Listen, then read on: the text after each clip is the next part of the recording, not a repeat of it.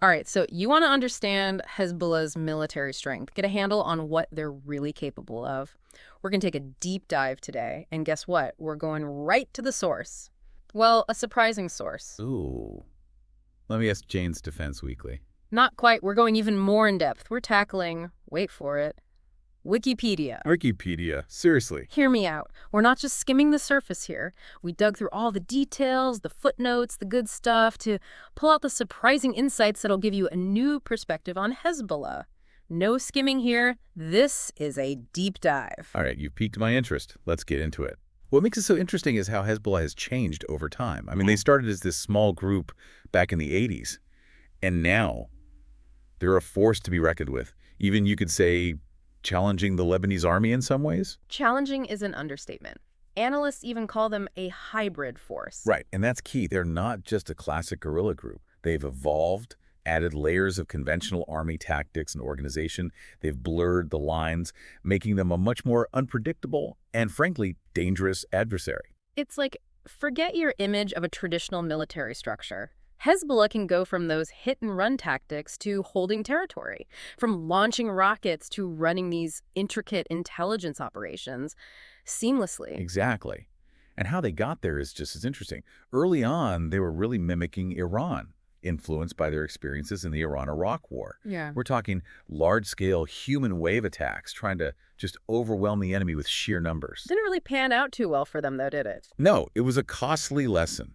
Up against a more advanced opponent like Israel, they couldn't keep taking those kinds of losses. They had to adapt, and that's where things get really interesting. They started studying their enemy. Learning from the best, or worst, depending on how you look at it. Talk about next-level strategy. Hezbollah modeled their training on, get this, Israeli military camps. They went deep, studying their tactics, how they operate, even their mindset, to try to figure out the strengths and weaknesses. But it wasn't just copying. They took what worked for them, tossed what didn't, and kept innovating constantly to stay one step ahead. It really shows how dedicated they were to training. Absolutely. It wasn't just the guys on the front lines. We're talking administrative staff, even clerics, undergoing paramilitary training. The military mindset runs deep in this organization. It's that whole quality over quantity approach that helped transform them into the fighting force they are today. But let's be real, we can't talk about Hezbollah's strength without talking about their rockets. It's the elephant in the room, or rather the rocket in the bunker, right? Exactly. They've got a massive arsenal. We're talking tens of thousands aimed at Israel. It's mind-boggling. But it's not just about the numbers. Right. It's the strategic impact. These aren't just weapons. They're a psychological tool. It's about pressure, creating fear, and ultimately trying to deter action. Imagine that constant threat, knowing that at any given time, rockets could rain down on your cities. Disrupting life, creating that vulnerability. And Hezbollah has shown they're not afraid to use them. Think back to the 2006 war. And that wasn't just about the rockets either. We saw Hezbollah innovate again. They attacked an Israeli corvette with an anti-ship missile. A guided missile, mind you, designed to take out ships. Way more advanced than your average rocket. There's still debate about which missile. Some say a Chinese C-802, maybe an Iranian copycat. No matter what, it made an impact. Hezbollah wasn't afraid to take the fight to the sea, a whole other dimension to their capabilities. That was a real turning point. Along with that growing arsenal and ever-evolving tactics, Hezbollah was on the world stage. And speaking of the world stage, we have to talk about their involvement in the Syrian civil war, a real trial by fire. It's where we see this double-edged sword of their experience there. On one hand, incredible combat experience, especially with urban warfare, a totally different battlefield than southern Lebanon.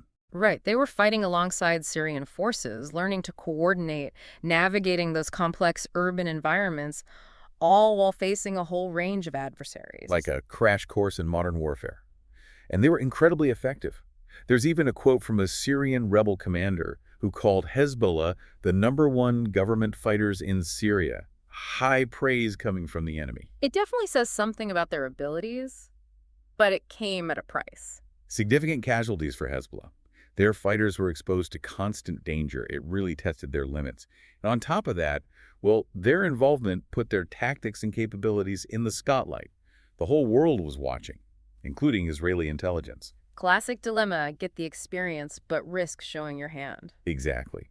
Hezbollah was weighing the pros and cons of honing their skills in a real conflict against, well, basically giving away their playbook. So as we start digging into Hezbollah's strengths and weaknesses, that Syrian experience is crucial to keep in mind. It's a huge part of who they are now, militarily speaking. And it's impacted their strategic thinking moving forward. They've come a long way from those early days we talked about, the human wave attacks. Makes you wonder, where do they go from here? What's next? But first, let's break down what makes Hezbollah tick, what they're really good at, and of course, where they're vulnerable. Hezbollah's journey, as we've seen, has been one of constant adaptation and evolution. They've gone from a small guerrilla group to a formidable hybrid force, capable of engaging in conventional warfare while still maintaining their guerrilla roots. So having analyzed their evolution and tactics, let's assess Hezbollah's overall strengths. What would you say are their most significant assets on the military stage? 3 words capture Hezbollah's essence: adaptable, disciplined, and effective. They've consistently demonstrated an ability to learn from their experiences, evolving their strategies to match the changing circumstances. Whether it's incorporating Israeli military doctrine into their training, mastering urban warfare in Syria, or leveraging their rocket arsenal for maximum strategic impact, Hezbollah has proven to be a quick study with a knack for turning challenges into opportunities. It's like they're always a step ahead, anticipating their opponent's moves and adapting their tactics accordingly. But even the most skilled chess player has vulnerabilities. What would you consider Hezbollah's main weaknesses? Where are they most susceptible? One major vulnerability is their reliance on civilian support. They operate within a complex social and political landscape in Lebanon, and maintaining a degree of legitimacy within Lebanese society is crucial for their survival. So if they were to lose the support of the people, their entire organizational structure could crumble. Precisely.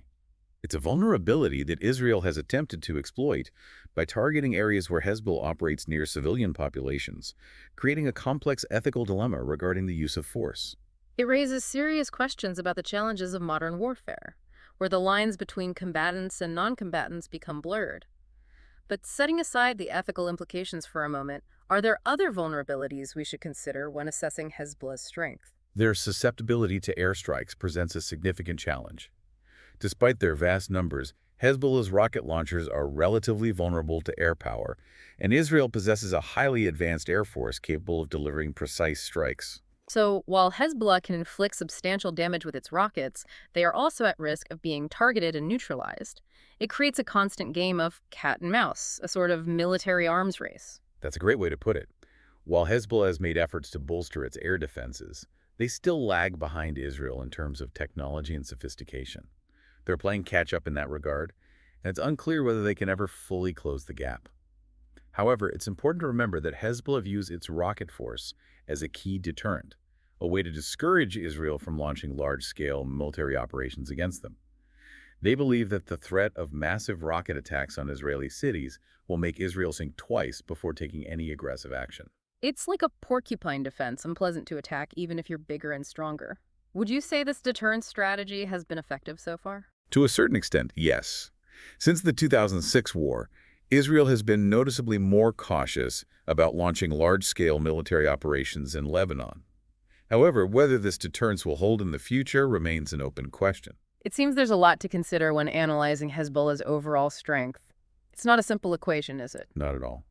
Hezbollah's power is a complex interplay of military capabilities, social and political influence, and ideological commitment.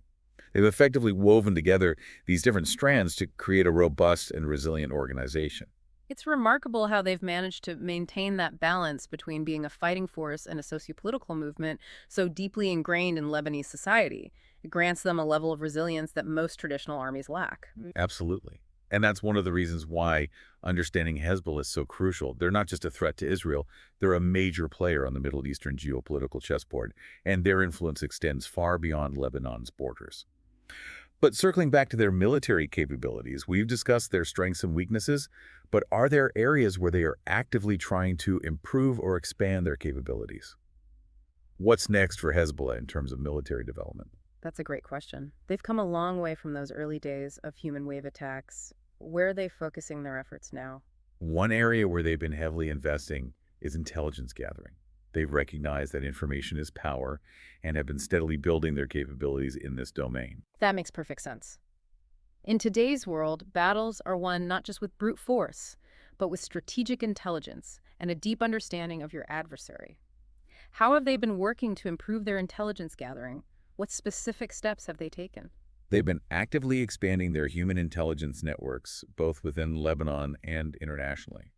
They understand the value of having eyes and ears on the ground, gathering information and providing insights into their adversaries' movements and intentions. So it's not just about high-tech gadgets and satellites. They still see the value in traditional espionage methods. Absolutely. While they've also been investing in technology, the human element remains crucial to their intelligence gathering. They understand that technology can be a force multiplier, but it's only as good as the intelligence it's fed. It's a fascinating blend of old-school espionage and cutting-edge technology. What kind of technology have they been incorporating into their intelligence apparatus? They've been increasingly utilizing surveillance drones, for example, to gather information.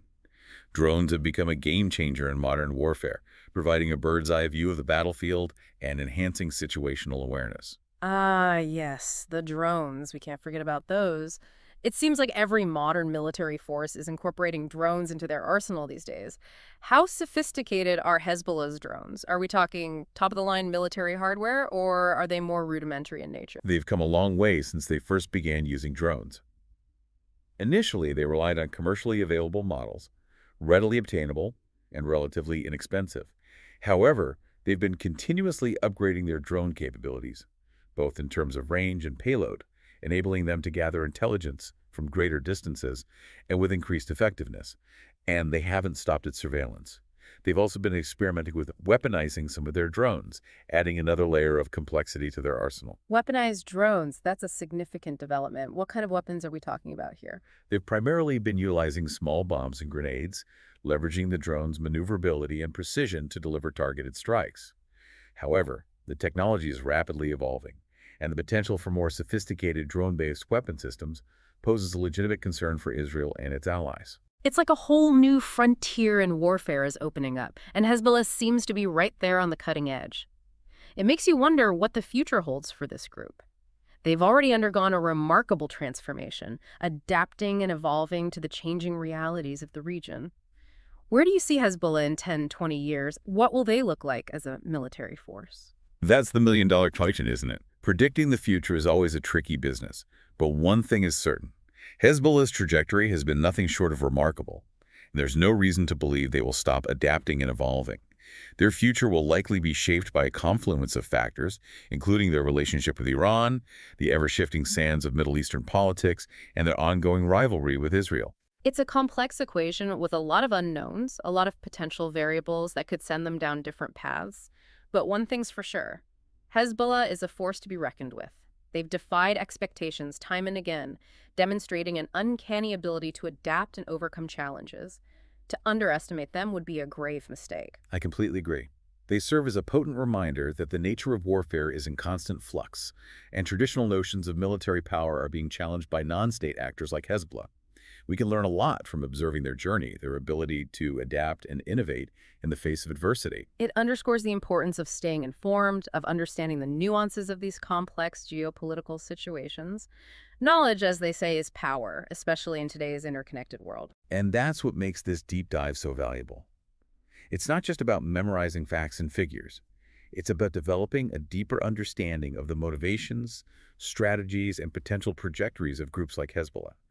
It's about equipping ourselves to think critically about the challenges we face in a world where the lines between state and non-state actors are becoming increasingly blurred. It's about moving beyond simplistic narratives and engaging with the complexities of these issues. It's about asking the right questions, challenging our assumptions, and seeking out diverse perspectives. Precisely, because in a world awash in information, critical thinking is our most valuable tool for navigating the complexities of the modern world. And that's what the deep dive is all about. Providing you with the knowledge and tools to form your own informed opinions, to engage in meaningful conversations, and to become more discerning consumers of information. But before we wrap up this deep dive, there's one final provocative thought we want to leave you with. As Hezbollah continues to evolve into a regional military power, wielding increasingly sophisticated weapons and engaging in complex conflicts, a crucial question emerges. Can they maintain the delicate balance between their military and political wings? That's a fascinating question. They've been remarkably adept at juggling those two roles, the fighter and the politician, but can that balancing act continue indefinitely, especially within the already fragile and intricate political landscape of Lebanon? Exactly. The very factors that have contributed to Hezbollah's rise, its deep roots within the Shia community, its commitment to social welfare, its role as a resistance movement, could also become sources of tension as its military ambitions grow. It's like they're walking a tightrope. Too much emphasis on military power could alienate their base, erode their legitimacy within Lebanese society, and ultimately undermine their political influence. But neglecting their military capabilities could leave them vulnerable to their enemies, potentially jeopardizing their hard-won gains. Precisely. It's a delicate balancing act, and one that will have profound implications not just for Hezbollah but for the entire region. As they navigate this complex terrain, the choices they make will shape the future of Lebanon, the dynamics of the Middle East, and perhaps even the global landscape of conflict. So, what does all of this mean for you, our listener? It means that understanding Hezbollah is more crucial than ever. Their story provides a window into the changing nature of warfare, the complex interplay of political and military power, and the challenges of navigating a world where the old rules no longer apply. We encourage you to continue exploring these issues, to delve deeper into the sources we've touched on, and to form your own conclusions. Because in a world of information overload, critical thinking is our most valuable weapon. And that's what the deep dive is all about. We're not here to give you all the answers, but to equip you with the knowledge and the tools to ask the right questions, to challenge assumptions, and to think for yourself. Because in a world where complexity is the new normal, the ability to think critically is not just a skill, it's a necessity. So keep diving deep, keep questioning, keep exploring. We'll be here to guide you along the way. It really makes you think, like, as Hezbollah gets stronger militarily, could that actually backfire on their political goals? It's a real tightrope walk. They've got this dual role, the fighter and the politician. Can they keep that up long term?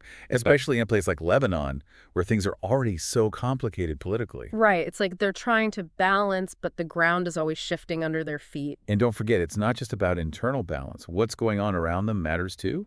The situation in Lebanon, the whole region, their rivals, any of that could throw them off. So much is out of their control. Exactly. Their future is far from certain.